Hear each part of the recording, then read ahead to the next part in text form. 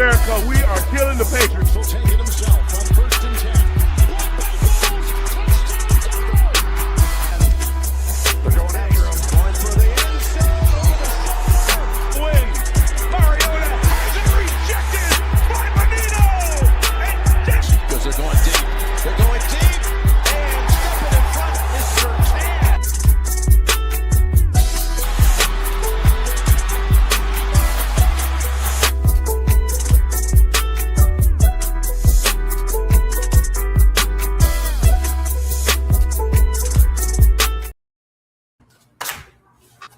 It's a great day, sports world. What's up to all the sports lovers, the haters, the addicts, and the fanatics out there? This is Larry Patterson with GT365. That's Game Time 365 Sports right here on the GTSN. It's the Game Time Sports Network. This is a new show that I'm coming with. Starting this the first episode, Horsepower, and it's dedicated to the Denver Broncos. I got a wonderful Denver Bronco fanatic here of the LegacyMaker Sports Network. Commonwealth Sports Talk, Mr. Lamonte Thomas. How you doing today, brother? I'm doing great, man. Great to be here. Man, great to have you here. I appreciate you too for last minute deciding to come on to the podcast with me, man. I greatly appreciate that. So, my boys, back-to-back playoff appearances. Mm-hmm. This season, 14 games that was won. A lot of one-score games could have went, a lot of different ways. Mm-hmm. I wanted to. It didn't seem that long ago that we were the laughing stock of the league, giving up 70 points to the Dolphins. Yep. I will say that Sean Payton has done a remarkable job. There's still some things there that's questionable, but nobody's perfect. But for the job that he's done, from dealing with Russ to making having the Broncos lead the Broncos to their first playoff appearance last year, and then having them first seed in the AFC this season, you would think that it's only up from here. So your thoughts on the season from last season? Was it a bit of a surprise? Like, how you felt with all that? Roller coaster, man. It's crazy because you mentioned that we went to the playoffs the year before, right? We had a lot of one-score games in that year too, right? And a lot of those didn't go our way, right? So to see the transition, right? And you say what you want about Sean Payton, man. Like there's parts about him that we love and we hate, right? But at the same time, it's that experience and getting to finish games with the win, right? And that's what we saw this year, is that this team was able to finish games. Sometimes they were really ugly, right? Sometimes it was like it's a familiar situation, but each time I think the Broncos went into that game thinking that they're going to win towards the end, right? It's like, okay, it's coming down to the nitty gritty. We've done it time and time again. And, they have the mentality to finish games, which as a Broncos fans, which you love to see, right? Yeah, we hadn't had a whole lot of that, before Sean Payton was there. I mean, you can go back to the Vance days, to the Vic days, to when we had that 1 year with Nathaniel Hackett. Yeah. So this past season was and hi, mom, Lamont, my mother-in-law, Miss Gail. She says hi. She's active listening to the show and everything that we do. So hope you're doing well, Mom. Yeah, how you doing? But so what are your thoughts so far on our offseason and the fact that we haven't really signed a lot of guys other than our own people? Yeah, haven't did much of anything in terms of new acquisitions, which is interesting. Says that Peyton likes the squad. He was really happy about the squad going into the season last year. He was telling everybody this team is different, and you will see, right? And we just talked about the fact that they're able to win games, but there are some holes, right? So it's interesting to see what happens if he's gearing up for a trade or what it is, because they freed up some space. They did restructure a couple contracts, right? And so you have to think. Cooper and Quinn Miners. Yep, both of them. And it's like you got to think that freed up what, like 20 million or roughly something like that. So you got to think that they're going to be looking to use that money. It's just a matter of what happens and where they're going with it. And a lot of the big names went the first couple of days, right? So now we're like, okay, so we're waiting for that move, right? Whether it's going to be something they want to do that's tied into the draft or, right, like you said, checking your watch, because what you going to do with it? Man, I've been refreshing Twitter and refreshing my score app, just waiting on that move. And the only thing that we've been doing is just signing our guys back. Like second round tenor on Jaquan McMillan. I imagine that. So we drafted Jahdae Barron in the first round last year. Mm-hmm. I'm thinking Jahdae's going to make an immediate impact, but he can't beat out Jaquan McMillan. Jaquan, right. Nothing toward Jaquan because he's playing the best ball of life. Oh man, he's a little bully. Yes, he is. I mean, from everything from taking the ball in the AFC divisional round game to, against Buffalo, even to making key sacks on Jalen Hurts and then Patrick Mahomes. Like he made plays. Bully, man, little small dude, and like he's got a heart like a heart of a giant. So I definitely like the way McMillan played this year, man. But I think losing PJ Locke to Dallas, right, that's the glaring hole for safety now, right? And it's like, all right, we got Mufunga, all right, but who else is going to be back there with him, right? You got a couple of names, but it's like most of those guys are special teams players. You do got the Brandon Johnson still, but it's Brandon Jones. Jones. I mean, I'm sorry. Yeah, but like who's gonna be back there, because that's a big hole to fill in terms of luck. Yeah, you would think that safety is definitely going to be a need to come in through the draft. And CJ Gardner-Johnson just, he got signed by Buffalo. So, not that we were looking in that direction anyway, but with Brandon Jones going down toward the end of the year, that's definitely going to be a need now. And, so we signed a 2-year, $9.5 million for Pashetsky.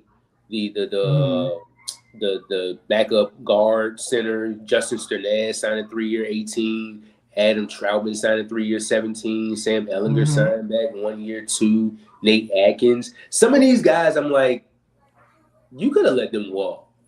Right, and it's like you got to fill the needs first, right? And that's kind of where I'm getting at is like you said, Jones gets hurt. I think it was the torn pec muscle, right? So you know that he's sidelined for a minute. And on top of that, with Locke gone, right, it's like, okay, there's names out there, right? Because Kyle Duggar, free agent, he's out there. You know what I'm saying? Xavier Woods, he may be 30, but, bro, he's got, that's some experience. He's out there, right? There's players out there, and then it's like, okay, if you want to go young, who are you going to tie yourself to in the draft, right? Because there's a couple of people that we've been known to, well, they say that we're linked to in the draft. Toledo's, I think it's like Emmanuel McNeil-Warren is out there, right? Like, so whatever the move is, I hope we have it, because usually that's both Peyton's style, meaning the GM and the coach. That's their style, is to, okay, we're linked to a guy. This is who we want. Now it's just executing our plan and going after him. But we're kind of in the dark, as these fans, and we made no new acquisitions as to where we're going to go. And that's not to say that we didn't try, because we did. We tried with Kenneth Walker, and we tried with Travis Etienne now that we know his name Etienne. But we even tried with him, and then he was he wanted to go home. And New Orleans came on the board, and I'm not a man opposed to going home. To where, so been a nice acquisition though, boy. Man, J.K. Dobbins, 2 years, 16. J.K. Dobbins was he had 700. I think he was like within the top 5 of rushing before he went down in week 10. Yeah, and he was on his way to a great season. The thing with J.K. is he can never stay healthy. So when we signed him back, I'm not mad at it, because he brings, leadership, veteran leadership. He's a dog, but he's just the health. And I mean, I'm not opposed to having a veteran like that in that locker room. How do you feel about the veteran signings of J.K. Dobbins and then Alex Singleton? Like another thing, Alex Singleton, he gets a lot of criticism off the Saquon Barkley play, but how many linebackers are going to be getting burned by Saquon Barkley on the regular? So A lot. But as much as they want to criticize Alex Singleton on that particular play as well as others, and that he can't cover tight ends, he did make the game-changing play in the AFC divisional round when he tackled James Cook, got the fumble, Yes. forced the fumble. So how do you feel about those two signings right there in particular? Do you think we could have went in another direction or what? Yeah, I mean, Singleton's a dog, man. I like having him because what I think Broncos fans forget is he's the guy who will lead the team in tackles, right? Like, he's the guy that when you're watching a play unfold and it could have broke for a big game, the one guy who makes the play is Alex Singleton, right? He's the one, right? So I'm like, he's kind of pivotal, right? Our linebackers are pretty good, but there's still a need there, right? Because you look at, Dre Greenlaw not coming back, right? That was the one that I was glad to have him, but how long were we waiting for him to come back last year, right? And now you're thinking he might be, long in the tooth. It might be time because he can't really stay healthy. So I'm like, okay, you let one of them go. All right, that's fine. So now we need to replace him, right? So are there better guys out there? Maybe. But as we know, the more free agency goes on, to be honest, I was kind of side-eyeing that Khalil Mack signing for the Chargers because I was like, what's happening with him? Like, we already know what he can do, and he can play, right? And he stays in the game typically. So it's like I don't know. I was kind of looking forward to that. I was like, well, at least get him out of LA, right? Like it's kind of like a Max Crosby feeling, but we'll go down that road another time too, I guess. But yeah. Yeah, go ahead. Yeah, but no, I was saying that, Alex Singleton, man, I'm glad to have him back. Like, as far as Dobbins, we've been tied to these running backs. Kenneth Walker, I heard, who else moved? Oh, you talking about Kamara, right? How dope would that have been for him to pair back up with Sean Payton? That we could use him in the offense, right? Who was it that went to the Texans? It was a pretty good sign. David Montgomery. People like that. I was like, hey, we need a veteran running back. I mean, before it was Dobbins, I was looking at those names. Like, get one of them in here and let's do it. Or we still got our young running backs, but it's always good to have that one vet. So I'll take Dobbins back, but like you said, it took the season he was having for me to believe in him because when he got hurt in Baltimore, I was like, well, we don't really know how it's going to pan out, right? So I'll take him, but I still need to see some more moves, man. I got to see, like you said, I'm refreshing my X and my Twitter to try to see what's going on because we got to do something. Yeah, I have no problem with Dobbins other than him being healthy because even when he had that stint with the Chargers, like he was productive. Like same thing, he could just never stay healthy. How do you feel about RJ Harvey? I felt like he was taken a little early than I wanted to the team to take him. I wanted RJ Harvey coming out of UCL, even when he was playing with UVA, when his little stint there. But when coming out of UCF last year, I like this guy, but I didn't know that we were going to take him in the second round, and he's not that 3-down back. He's not that bell cow back. But what he does do, you can use him in the pass game. He's very shifty. He will make you miss. So I do like led all rookies with 12 touchdowns, 12 overall touchdowns, all purpose. So I'm not mad at it. I think that you have something going forward this year with Dobbins as your lead. Then with Harvey, the development of him, you signed Tyler Bidae back. There Jaleel McLaughlin, he's back again. That's another player where I feel like, man, you could have let him walk and find his value somewhere else, and we could have had that money, to us to where we can do whatever with it. Lil Jordan Humphrey, another one. I feel like with Lil Jordan Humphrey and Adam Troutman, as long as Sean Payton is a head coach in this league, they're gonna have jobs. Because Adam Troutman, I mean, he does do some good things, but something you turn on the film, it also didn't look good as well either. So, releasing Drake Greenlaw, that I wasn't in agreement with, but I understand it because of the injury history. He barely was on the field, but he also made plays too. So I would have been in favor of keeping Greenlaw and then letting Singleton find his value somewhere else, but that's just not happening. I could see it. So out of 21 free agents, we signed 17. And we didn't sign not one team that one free agent that's from this team. So I feel like with them converting some cash and getting some money back, I feel like a deal is in place.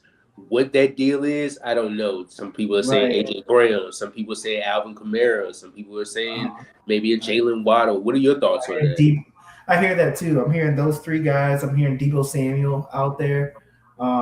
So I'm for it, but I'm right with you in terms of some of those moves, right? The smaller guys' names. Like, we know that we didn't get what we wanted out of Ingram this year in terms of a tight end, right? So you talk about Troutman, definitely could have let him go, right? Man, even when it came to Lil Jordan Humphrey, we all know that everybody's been saying when they look at this Broncos team, we need more of a veteran presence in the receiver room, right? Somebody got those playing awesome, right?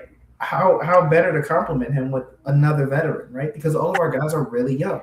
So I'm looking forward for that. I mean, Waddle would have been a great addition. Miami blew it up, right? So why not, right? Why not see what you can get with the Waddle there? Or man, there's names. Like you said, Deebo Samuel was there. Who else did you say? The AJ Brown. And then there's other guys out there too, like Justin Jefferson. I don't know if Minnesota is going to be willing to give those guys. I mean, of course they're going to be. It's going to come with a price, but I don't know if they're going to be fast to move off those guys. You got Jordan Addison, who you also have to pay. Oh man, that would have been a good one. Yeah, but it's like we do have speed guys, which your Marvin Mims and then your Troy Franklins. Troy Franklin had 700 some yards last year, and he did way better. He took a leap from his rookie season, had 700 yards, 7 touchdowns. So like he was catching the ball. He had some drops too, but he was catching the ball. And then this year coming up, he's projecting himself to be a 1,000-yard receiver, to have double-digit touchdowns. So like we have our speed guys. We have Marvin Mims. I think that if you take Marvin and put him in that receiving role, you don't have to deal with special teams. Maybe that could do something. You seen him in the AFC Championship game when he catching the long bombs from Stiddy. But so I mean, the potential's there. Cortland Sutton, as much as he made plays, and I love Court, but Court also cost us some games and some points as well too, man. So as far as receiver, do you think we need to make a change there? I do. I think that there's at least got to be somebody that we bring in. And watching this free agency, Larry, it's like, okay, you see there's teams who haven't even figured out quarterback yet, but they're getting receivers because they know they need them, right? You look at Michael Pittman going to the Steelers. That's a big one for me. That's a 6'4", 220-pound guy, right? That can play. He's proven with different quarterbacks. How great would it have been to pair him with a Sutton, right? Or to do like a Romeo Doubs, end up going to the Patriots, right? That's a sneaky signing that people talked about for maybe 20 minutes, right? I was bouncing off the walls because I'm like, we just had our head-to-head battle with them for the to go to the Super Bowl, and they edged us, right? And what a difference that would make, right? To have a possession guy like a Romeo Dobbs on the team. Like, you're watching all the other teams make their moves, and you're like, all right, we're waiting. Like, when is it happening for us? Like, we need to pull some triggers up here, man. Everybody else reloading on us. Especially when you had teams like the Raiders that's loading. You know, I know they still have a ways to go, and I know they had some bad luck with the Max trade. I mean, I was laughing a little bit, but you know, with the Raiders getting better, you know, I mean, you see what they did, and then with the Chiefs, they didn't do a whole lot, but you know, they got the Super Bowl MVP, and you know, Patty, he's coming back whenever that is, and then you got the Chargers, so. We just sitting here back and just seeing other teams just get better, and it's us. We just stay in pat, and it just, to me, it kind of like gives off a little arrogance with Sean Payton, which you know how Sean Payton is anyway. It's like, yes, we won 14 games with this crew that we have here. They were one possession games, you know, one score games, but it's like we're gonna run it back. We won 14 games with this squad right here, and we don't need to go out here and find anybody. Right. And not to say that they haven't made any attempts, because they have, but it just, I don't know. I don't like the strategy of the way that we're going with this, man. It's eye-opening, man. Like you said, you watch a team from the Raiders, and they're not just making any moves. They're preparing to be competitive in the division, right? You're looking at a team now that you're thinking that you might be facing offensive juggernauts, right? You got a Super Bowl MVP in Mahomes. You got a guy like Bo Nix who's severely developed in the last year. You got Justin Herbert, you know, for the Chargers. And you're like, okay, well, how do I compete with these guys? I go out and I get some defensive players, right? So them signing Quay Walker and Nakobe Dean and pairing them back up, them linebackers from Georgia, that got my attention. Like, right? Like, because who's not going to look at that? Like, okay, they instantly just got better. Kwity Paye, edge rusher. He was a nice addition. He was a nice pick. They got him, right? Tyler Lindenbaum. You get your center in place. Now you got quarterback is on the way, assuming that we know what we know, right? In their first pick. So, man, they're making moves, right? And they're making moves to compete. And we're sitting here like, yeah, did we best a lot of those teams? Yes, but they were close games, right? So what do we do besides just get better, right? We need to sign some people, right? Or at least make some moves for somebody that's going to give us a competitive edge. And the fact that we're seeing the same old, like you said, it does come off as arrogance. Like, you know, we don't need to sign any of those guys there. They're not going to contribute. We're going to sign our guys back. Well, my question is, what if one of these guys get hurt? That part. It's almost like watching a home, like a home person or a home guy play Madden in GM mode, right? Like you're in GM mode. You just come off a really good season, and you're like, you know what? Like you said, I just want to run it back with everybody I got. Right, realistically knowing that if you want a competitive edge from year to year in the NFL, which is so competitive, you're going to need to bring new blood. You're going to need to bring somebody else in your scheme that you saw that you may have been lacking a little bit. You're going to need to you can always get better, right? You can always get better. I don't care who you are. You can always get better. And looking at us just saying, oh, no, let's just run it back. 17 out of the 21. I'm like, kind of looking side to side. It's like, I don't know, man. It's like looking at your team waiting to go into battle, but you're like, hey man, are we ready now? Like, but are we ready? Like, you know what I mean? Yeah, it's like I don't know. I know they're gonna do what they gotta do to prepare for the game, but I don't know if we got a chance to win. You know? Yeah, man. It's like being in a wrestling match and seeing like new people run out the tunnel on the other side, and you just waiting there like, all right, so we good with what we got, or are we gonna have help or what? Like, you know what I'm saying? Like, yeah. I do think that if we don't give up our first round pick, in which I'm hoping not, but if we're gonna get somebody in here that's, you know, of elite caliber, I do imagine that we're gonna have to give up our first round pick. in which that will be our first round pick. But after that, depending on what other draft picks that we do have, I think we got like 9 coming up. We need to find some instant contributors and some dogs because, with this team, like we just been skating by with just like good locker room guys, Cortland Sutton, good locker room guy. He's a dog in his own way, but like we ain't got no Puka Nakuas. We don't have no elite dynamic players that's like that's my go-to guy. Right. To him every time, like a Trey McBride. You still there? Yeah, like a Trey McBride, somebody like that. So, like, I'm just hoping that in this draft that we're like contributing guys really going to be dogs and beat out the veteran coming up. I don't know. That remains to be seen. But if there is a dog out there in the draft, who are you looking forward to? Honestly, man, so I'm still looking at those safety and linebacker spots, right? So I'm thinking if we're gonna go get a dog, right, and it's about to hurt me as a Michigan man to say this, but it's so true.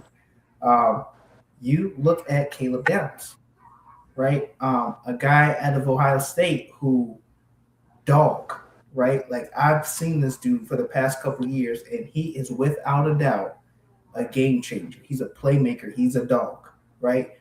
Yeah. We lost the safety. I'm like, I get it. It's kind of you might have to ask him to one of those guys. Him and Mufunga have got to cover more, right? With Lockjaw, we know Mufunga likes to play on the second level, right? We know that. Yeah, so does Caleb Downs, but I'm like, yes, and I'm like, somebody's got to cover. So we got to make it make sense, right, in the scheme. But he's a dog. Like he's somebody that I would not mind if we did, like you said, put some picks together. We also have those compensatory picks. I don't know if you know about those, but since we lost Javonte Williams and Riley Dixon in the offseason, that gave us those 2 7th-round picks, 256 and 257. So we actually have those 2. So, I mean, if we're going to package them up, like you said, with the first round pick we have, or if we're gonna whatever we're gonna do, like I said, I hope it's as calculated as possible because at this point we've sat back and we watched everybody make their big moves, right? And I hope we got something up our sleeve, man. I just do. George Payton is up for a new contract, I think coming up next year. Do you think that the team works that out with him? I think he's done a fairly good job. Yeah. Other than the Russ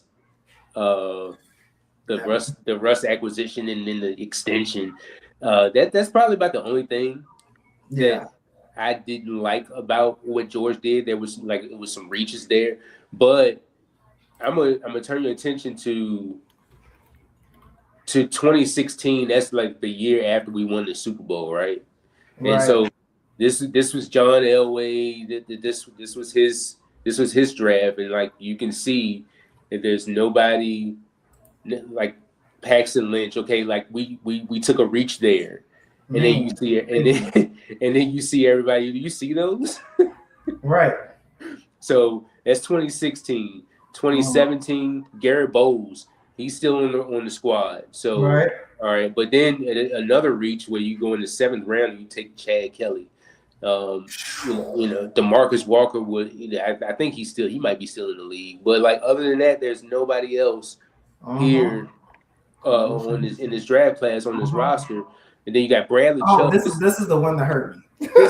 This is the one right here, bro. Where it's like you pick Bradley Chubb at 5. Josh Allen goes to the Bills. Oh man, that hurt me so much, right? Bro, I jumped up and down because somebody took a quarterback before Josh. I talk about this all the time. And when they did, and it wasn't Josh Allen, I was jumping up and down. I'll never forget it like yesterday. I was in my father's house and I was just like, we're gonna draft Josh Allen. Now to make it all to bring this full circle for you, my dad is the biggest Bills fan there can be. Okay. So when I saw that the Bills drafted Josh Allen, I was glad I was in his house and not mine because I would have tore it up. Like I was hot. Like I was hot. And I will never get over that. I was just like, we drafted Chubb, okay, but I wanted Josh Allen. And I knew he was going to be good. I mean, even I didn't know he was going to be that good. But I thought he would solve our quarterback problems. Now, knowing what we know now, he definitely would have solved our quarterback problems. he definitely would have. And I understand where we went with the Bradley Chubb pick because you had Von Miller there, still in his prime, and then Bradley Chubb, an emerging pass rusher coming in, and like it makes sense. They only had like one season where they played like full full time. But other than that, it was Vaughn either hurt, or it was Bradley either hurt. And now looking at it in hindsight, right? It's so funny that the Bills have just signed Bradley Chubb. Deal. Right.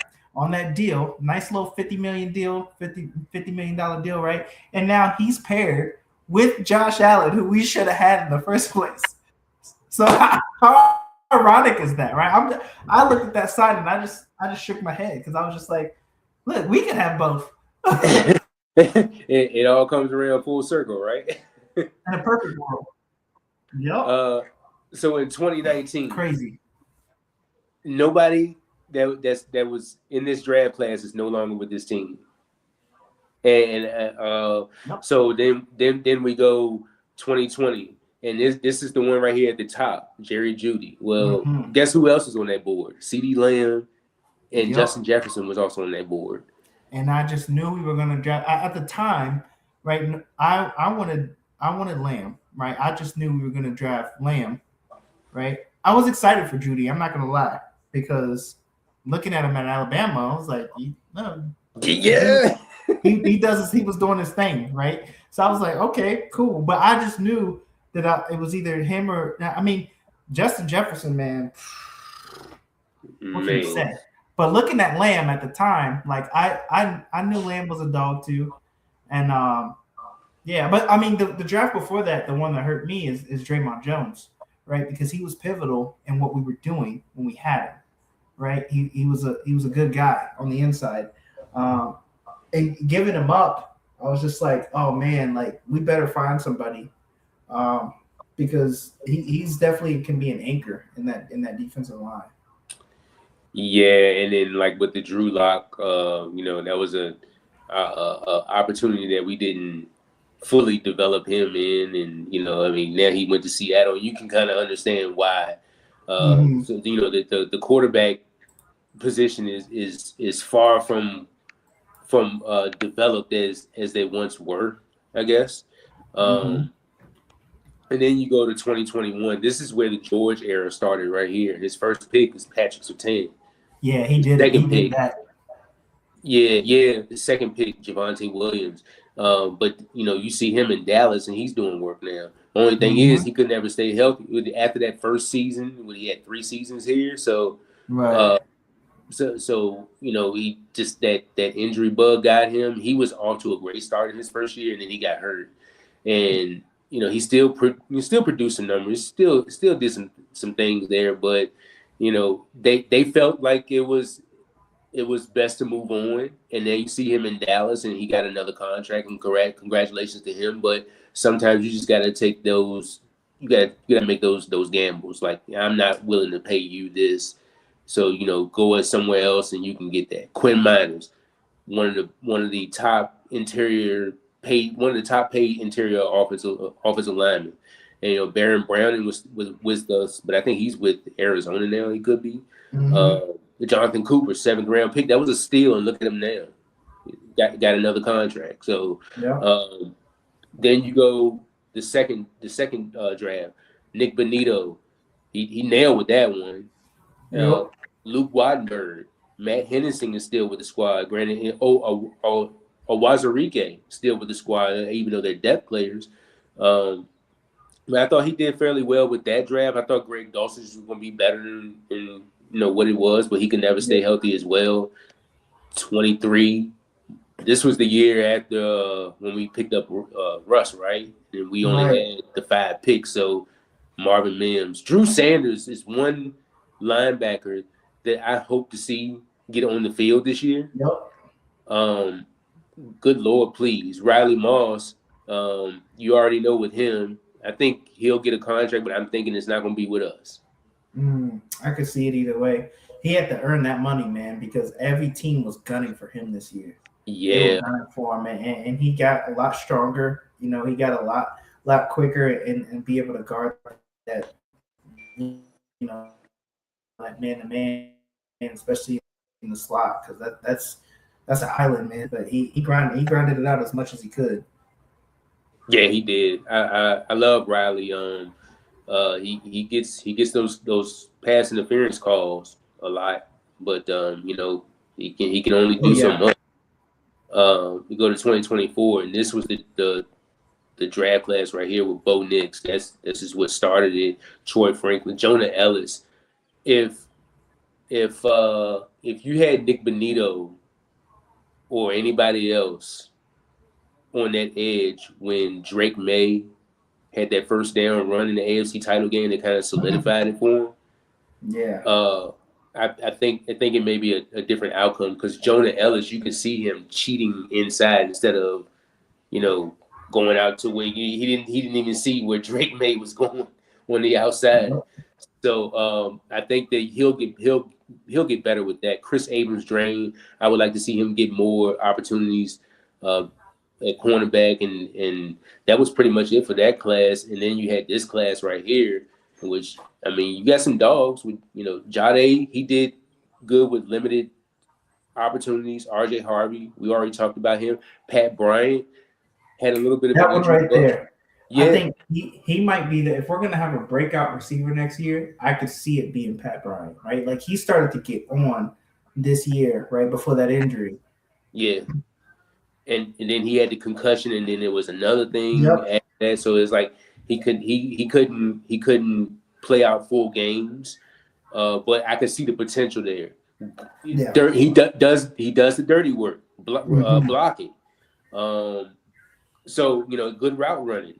Savion Jones didn't get a lot of opportunities, but Q Robinson in that fourth round, I think Q Robinson is going to be something special. And he showed that in the playoffs this past year. But I think with more opportunities, I think Q Robinson is going to be pretty good. Yeah. And then, I mean, you talked about, you know, getting that stud out of the. I mean, if it's going to be out of the draft, linebacker wise, you got some choices there, right? Look at David Bailey's probably going to be the first one off the board. They'll probably set him down because he likes coming off the line, but. I could see Washington grabbing him or whoever needs him, grabbing him early. But you got Arvell Reese, both Ohio State linebackers. Sonny Styles is a big one, right? Did you see his combine? He said yes, it was the best. Right. So it's like add him to that defense. Who knows, man?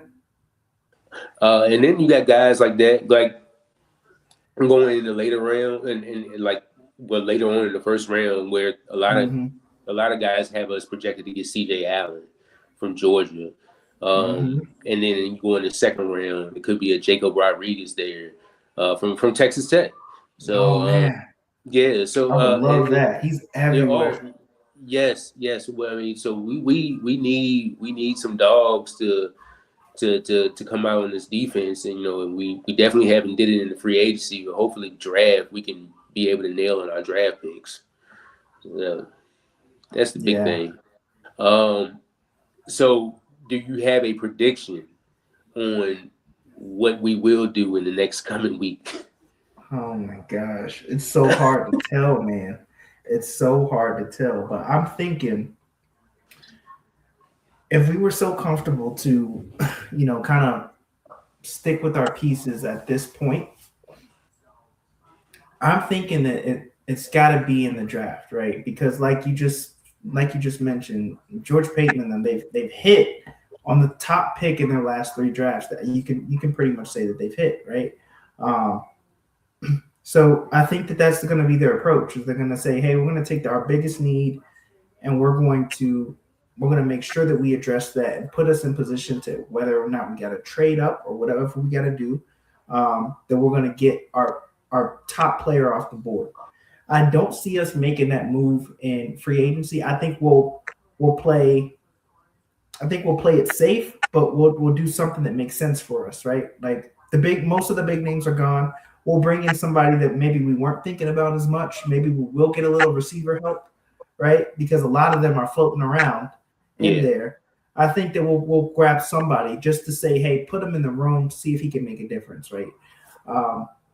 But I don't think we're going after the bigger names. Like the Jawan Kings and Debo Samuels out there. I mean, even though I feel like Debo can still make a big contribution to the team, but like him and Marvin Mims kind of do the same thing.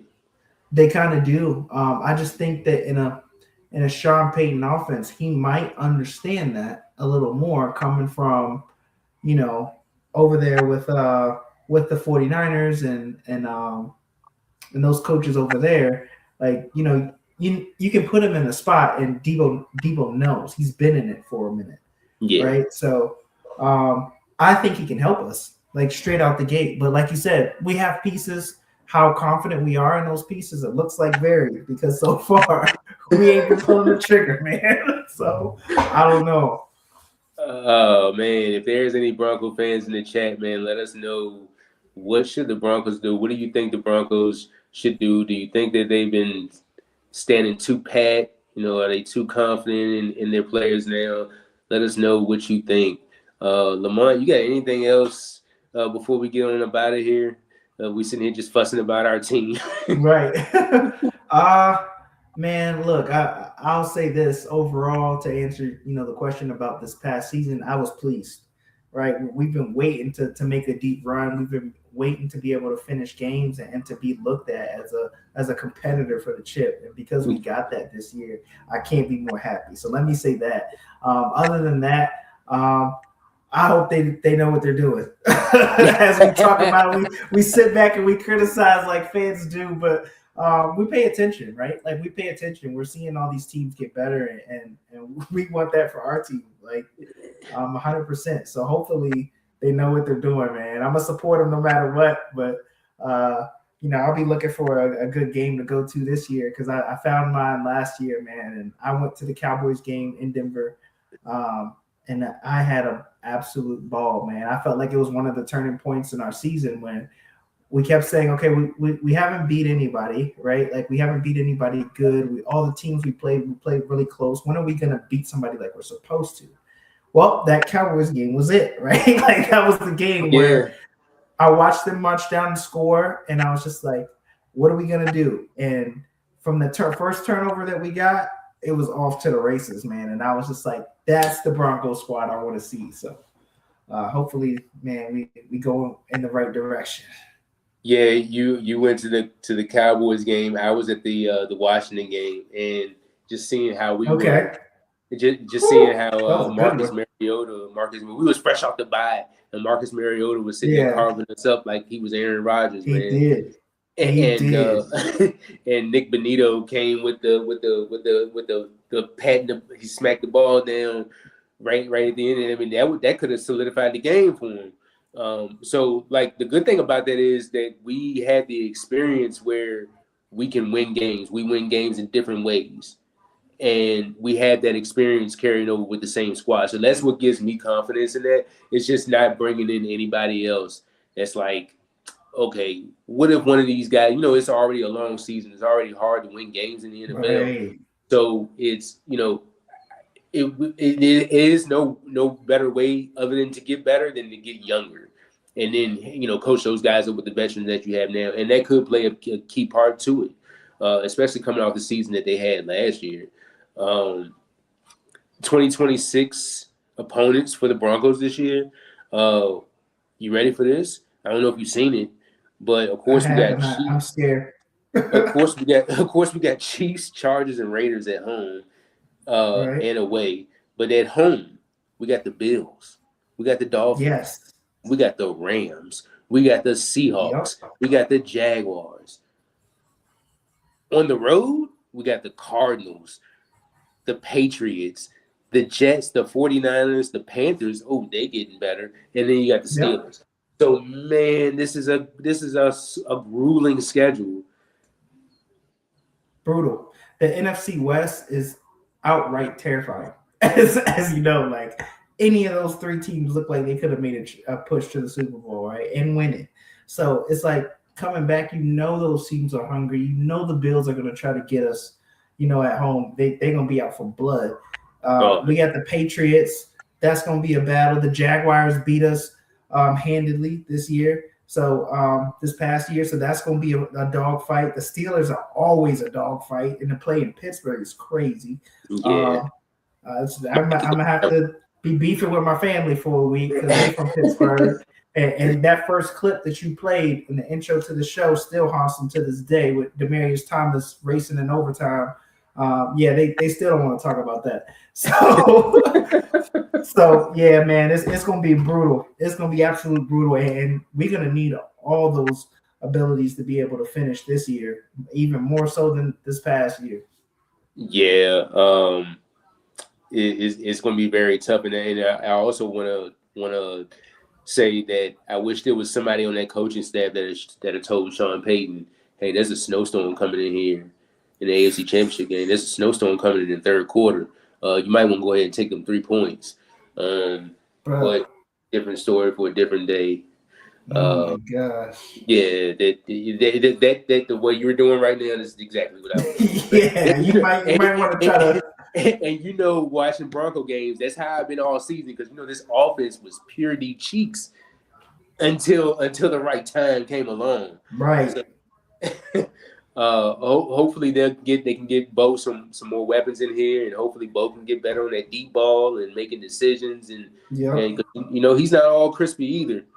But right. Sometimes Bo can hold you back, but the receivers can hold you back as well too. Missed a lot of passes. So and check that weather report for sure, because all these young running backs that you want to sign, give them the ball. Why don't you try that once or twice instead of both throwing for 50 times in the snow, dog? Yeah, but hey, when you have no run game, I mean, what can you do?